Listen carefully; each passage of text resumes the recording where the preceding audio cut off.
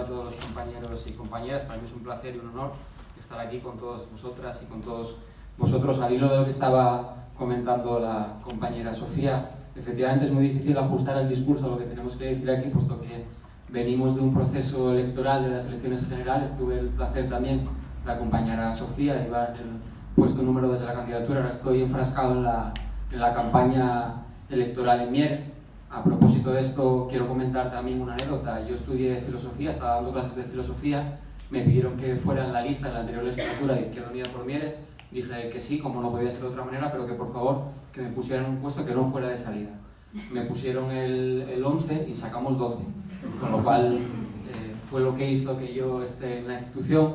Y hablando de institución, también lo delimitó muy claramente Sofía. Lo importante en política, consideramos, y ahí estaremos todos y todas de acuerdo, es buscar un equilibrio entre la presencia y la implantación en los movimientos sociales y obreros, la lucha en la calle, la lucha social y colectiva, con las instituciones. Las instituciones tienen que ser un altavoz, tienen que hacer eco de las propuestas, de los planes y de los programas que se trabajan en la práctica, en el día a día, cotidianamente, en esas experiencias de los movimientos sociales, de los pensionistas, de las luchas feministas contra el heteropatriarcado, de las luchas del movimiento obrero, defendiendo la industria asturiana, el empleo rural, etcétera, etcétera. Y por eso las instituciones tienen que ser un altavoz de estas propuestas y de estas experiencias, que son individuales, pero también son experiencias colectivas. Tenemos, en primer lugar, esa escala europea, que es fundamental, la de la Unión Europea, donde se toman muchas más medidas de las que imaginamos que afectan a nuestra vida, muchísimas más.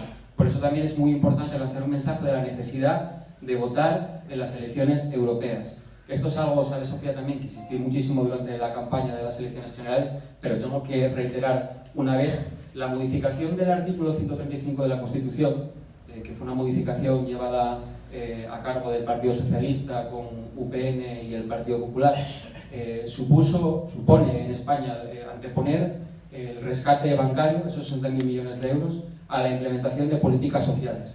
Políticas precisamente para pensiones, para una sanidad pública, educación de calidad, una educación digna, una vivienda digna, etc. Esto después tuvo como corolario la aplicación de la Ley de Racionalidad Financiera, ya el Partido Popular gobernando con Montoro, que supuso que los ayuntamientos, a pesar de que tengan un superávit, es decir, de que tengan un dinero que pudieran aplicar para inversiones sociales que mejoren la vida de la gente, no se puede gastar. Esa trampa es la siguiente: si tú tienes dinero, y es muy fácil de entender, si tú tienes dinero para gastar, para invertir en políticas sociales, como digo, en parques y jardines, en deportes, en cultura, en empleo, etc., pero no te dejan gastarlo, al final se deterioran esos servicios. Y como se deterioran esos servicios, tenemos ya la coartada, la excusa perfecta para decir que hay que privatizar esos servicios. Reitero, porque creo que es trascendental, eso es fundamental. Si no puedes gastar el dinero en inversiones sociales, esos servicios sociales se van a deteriorar. La sanidad, la educación, la vivienda, y el deterioro de esos servicios sociales es la excusa, el pretexto para privatizar dichos servicios. Y privatizar dichos servicios significa que se haga beneficio, que se haga lucro privado de una serie de demandas y de una serie de servicios que son públicos y que tienen que ser públicos y comunes. Por eso es importante esa escala de la Unión Europea, votar en las elecciones de la Unión Europea. Ahora estamos también en procesos electorales, el autonómico y el local. Y es fundamental cómo afecta a la vida de los vecinos, a la vida de las vecinas, lo que decidamos en cada concejo, en cada municipio, etc. También me gustaría decir, casi como un chascarrillo o como una broma, hablaba Sofía de aquella pregunta que se le hacía, ¿no?, a los jóvenes, a las jóvenes, de en qué afecta la política que se realiza en el Congreso de los Diputados, en este caso, ¿no?, a tu vida. Pues bueno, en el caso de los ayuntamientos, yo estoy en el Ayuntamiento de Mieres, puedo decir, pero esto es casi como tomadlo como una broma, ¿no? Hacemos plenos de infancia y juventud, y hay veces que las propuestas que hacen los niños y las niñas parecen más sensatas, más racionales que muchas propuestas que hacen muchísimos partidos políticos, incluso nosotros y nosotras, ¿no? Porque tienen una visión no adultocéntrica, como es la que tenemos nosotros y nosotras en muchas ocasiones, que a veces es más conocedora de los problemas que tienen los municipios, las comarcas, las regiones, etcétera, mucho más de lo que nosotros y nosotras pudiéramos imaginar. Yo voy a ser muy breve. En este turno de palabra quería también relatar muy rápidamente cuál es el marco histórico en el que nos encontramos, ¿no? El marco histórico es el marco de políticas neoliberales que significan recortes sociales, que significan austeridad para la vida de todas las personas. Unas políticas que se caracterizan por ser muy fuertes con los débiles, esto Sofía me lo escuchó en más de una ocasión también decir durante la campaña, y ser muy débil con los fuertes, ¿no? Nosotros y nosotras, sin embargo, intentamos hacer políticas para la mayoría de la población, para el 99% de la población.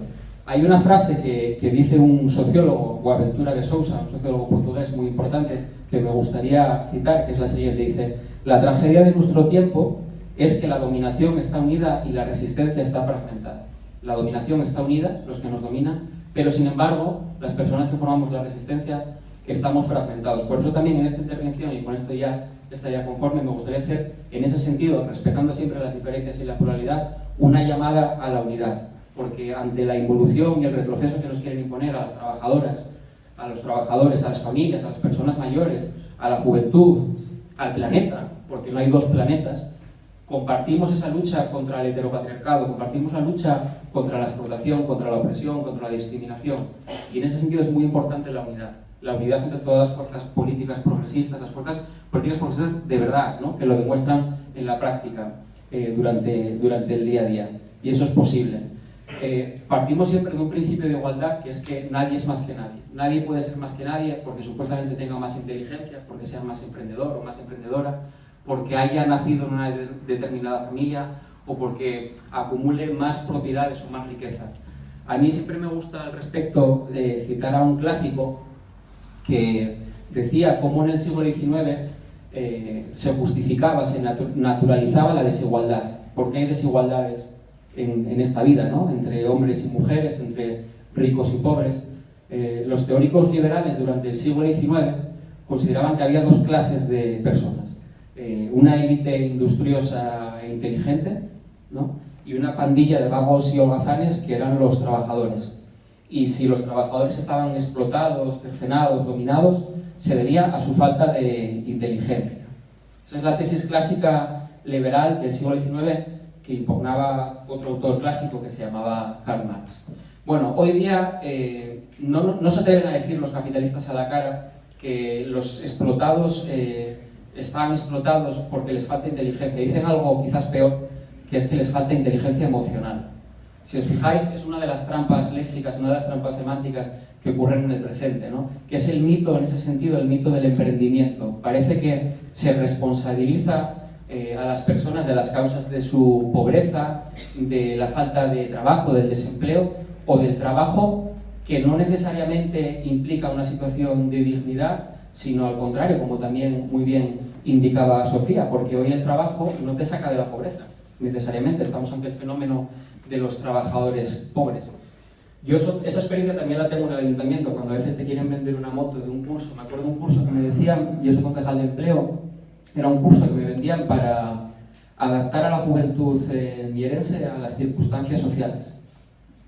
Evidentemente, adaptar a la juventud a las circunstancias sociales quiere decir aceptación de la erosión de tus derechos sociales y laborales, la adaptación al mercado, la adaptación, la imposición pues, de las horas extras sin remunerar, de la explotación en general, ¿no? Y creo que es muy importante, para dar la batalla política, hay que dar la batalla de las ideas.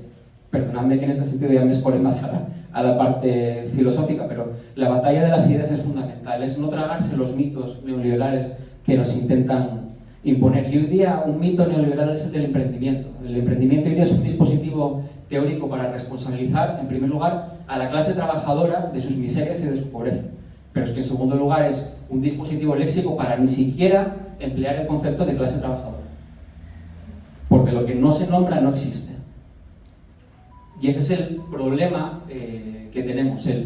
Tenemos que intentar no dejarnos sucumbir por ese léxico, por esa ideología neoliberal. Yo en el despacho de Izquierda Unida de Mieres tengo una gráfica también que es muy simpática, ¿no? La gráfica dice: ¿cómo hacen los ricos fortuna según ellos mismos? ¿No? Dice: porque trabajan duro, porque tienen habilidades sociales, inteligencia emocional, ¿no?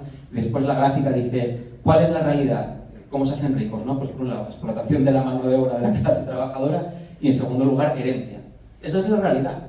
Y esa realidad hay que tenerla clara para poder hacer políticas de cambio, de transformación, políticas de izquierdas, en definitiva. Por tanto, y con esto ya voy terminando, el derecho a la asistencia siempre se tiene que anteponer al derecho legítimo, por otra parte, el derecho a la propiedad. Esto lo decía otro clásico, no Marx, sino Robespierre, que es anterior.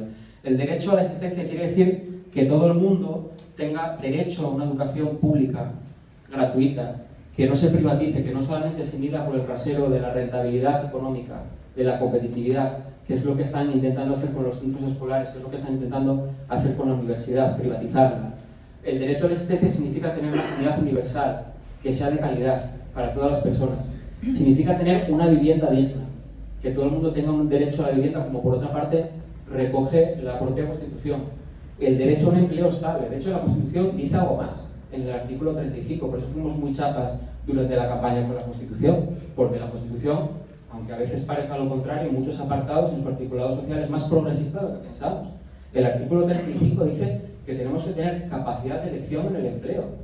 Es decir, una vida en la que tú puedas estar empleado en un determinado sector, pero cuando te aburras estés en otro. Bueno, obviamente, esto es precisamente lo que no ocurre. Y el derecho también a una fiscalidad progresiva que haga que los que tienen más paguen más. Y esto es lo que hay que traspolar efectivamente al ámbito rural. El que no se abuse con los precios del alquiler, el que todo el mundo pueda tener una vivienda, en el que seamos capaces de superar los problemas de estacionalidad, en el que haya sellos distintivos de calidad en la hostelería y en la hotelería, para precisamente que no se explote a los trabajadores y a las trabajadoras, para que no se discrimine a las mujeres que siempre sufrís esa doble explotación.